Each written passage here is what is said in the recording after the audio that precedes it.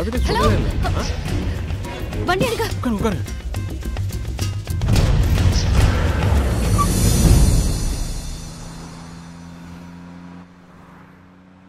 என்னங்க train miss ஆயிடுச்சா? பேசாம போறீங்களா?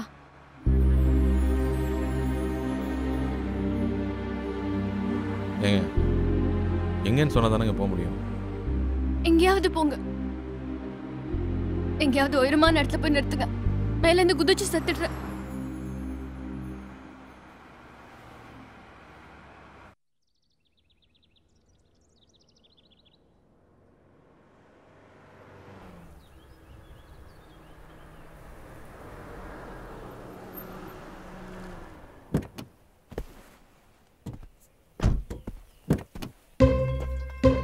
என்னங்க வாங்க.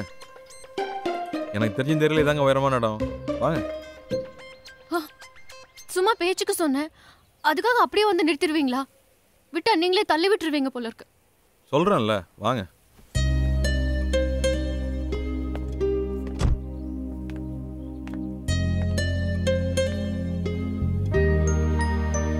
டோட்டல் சிட்டி பாருங்க, எவ்வளோ பெரிய ஊர். இங்கே வச்சு பார்க்குறப்ப எவ்வளோ புள்ளியாக தெரியுது. நம்ம பிரச்சனை கூட அப்படிதாங்க.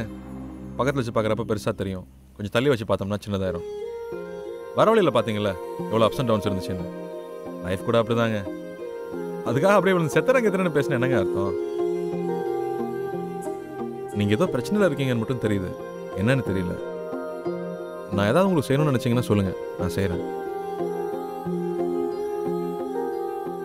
நம்புனீங்கன்னா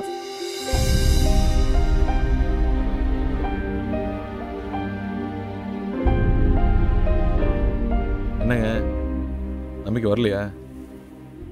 என்ன பாம்பே வரைக்கும் போய் விட்டுற முடியுமா? பாம்பேயா? ப்ளீஸ்.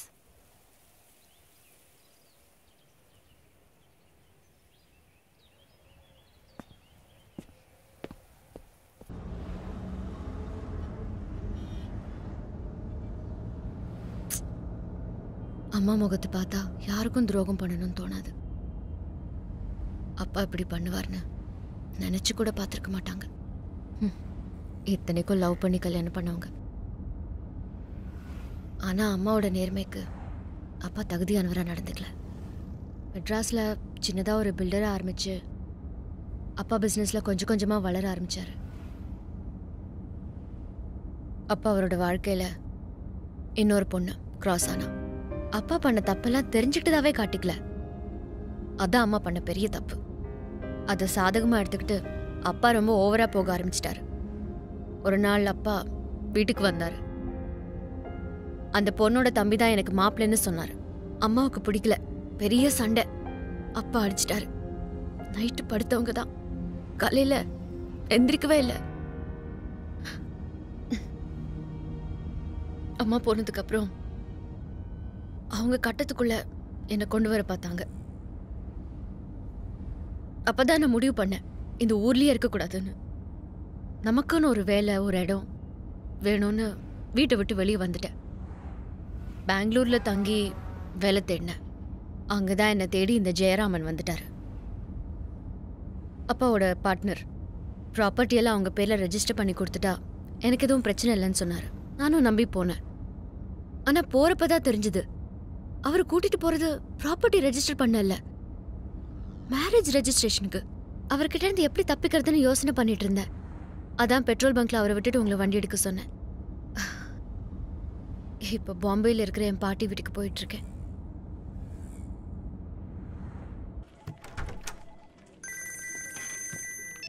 டேய் சொல்றா.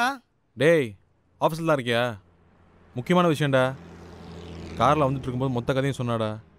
என்னென்னமோ சொன்னான், பிரச்சனை அது இதுன்னு. எதுவுமே என் காதில் ஏறல. கடைசியாக ஒன்று சொன்னாடா, வீட்டில் ஏற்பாடு பண்ண கல்யாணம் பிடிக்காம தான் ஓடி வந்துட்டேன்னு. கேட்கறக்கே சந்தோஷமா இருந்துடா. எனக்கு ரூட் கிளியரான மாதிரி இருக்கு. டேய் ரொம்ப சந்தோஷப்படாத. கல்யாணம் பிடிக்காம ஓடி வந்தா சரி, லைஃப்ல லவ் கிவ்னு ஏதாவது இருப்போது கேட்டுக்க. ஒருத்தனை சந்தோஷமா இருக்க விட மாட்டேங்களே. வாயில் நல்ல வார்த்தையே வராதாடா. கூப்பிட்றேன் வை. போலாமா?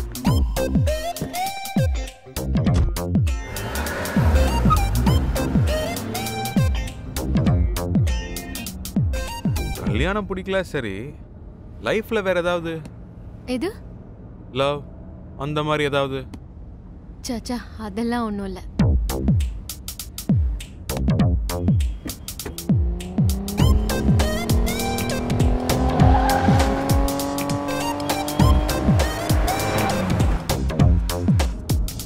ஆனா எந்த மாதிரி ஆள் என் லைஃப் பார்ட்னரா வரணுங்கிறத பத்தி ஒரு கனவு இருக்கு. எந்த மாதிரி? ஃபர்ஸ்ட் ஜாப்,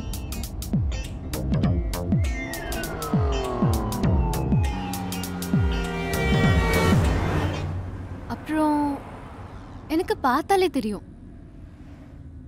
அது எப்படிங்க பார்த்த உடனே தெரியும்? தெரியுங்க, போடுற ட்ரெஸ், பேசுற பேச்சு, பார்க்குற பார்வையில இருந்து எல்லாம் சொல்லிடும் ஒருத்தர் எப்படிப்பட்ட ஆள்னு. சிம்பிளா சொல்லணும்னா நம்ம வச்சிருக்கிற ரிங்டோன் கூட தீர்மானிக்கும் நம்ம எப்படிப்பட்ட ஆளுங்கிறது.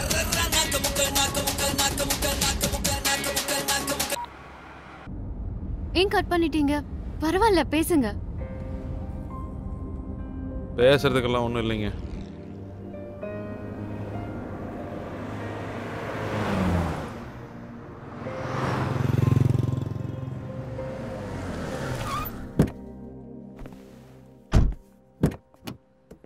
வாங்க சாப்பிடலாம்.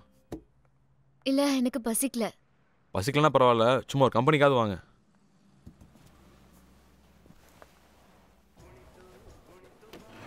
ஏன் பெக் சார்? ஒரு நெய் தோசை. Okay sir. நெய் தோசைன்னா நெய் அள்ளி ஊற்றிடக்கூடாது. தோசையை நல்லா முருகலை ரோஸ்ட் ஆக்கி லைட்டாக நெய் ஊற்றினா போதும். முக்கியமாக தோசையை பரட்டி போட்டுறக்கூடாது, ஒன் சைடு தான் வேகணும். Okay sir. மினி இட்லி இருக்கா? இதே சார். ஒரு பிளேட். Okay sir. சார் ஏன் பறக்கிற? தைரோட இருக்கா? இதே சார். ஒரு பிளேட். டரன் பேக் சார். அவ்வளோதான். Thank you sir. ஒரு மினரல் வாட்டர். Okay sir.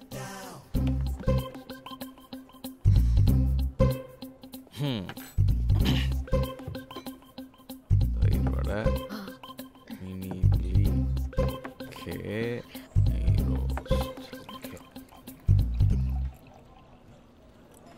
சும்மா பேச்சுக்கு சொன்ன வேணான்னு.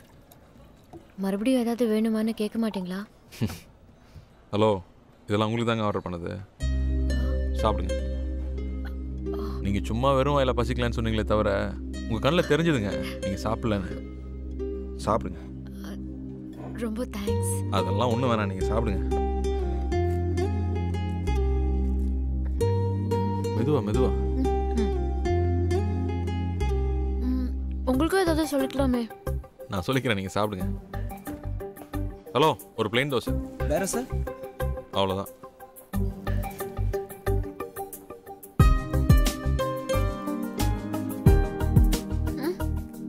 பசிக்காமையே எவ்வளோ சாப்பிட்றீங்களே, ஃபஸ்ட்டு சாப்பிட்டா எவ்வளோ சாப்பிடுவீங்கன்னு யோசிச்சேன்.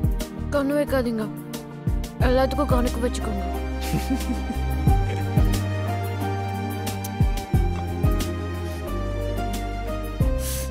சாரி, உங்களுக்கா? பரவாயில்ல, சாப்பிடுங்க, சொல்லிக்கலாம். இல்ல பரவாயில்ல, நீங்க சாப்பிடுங்க. ஷூர்.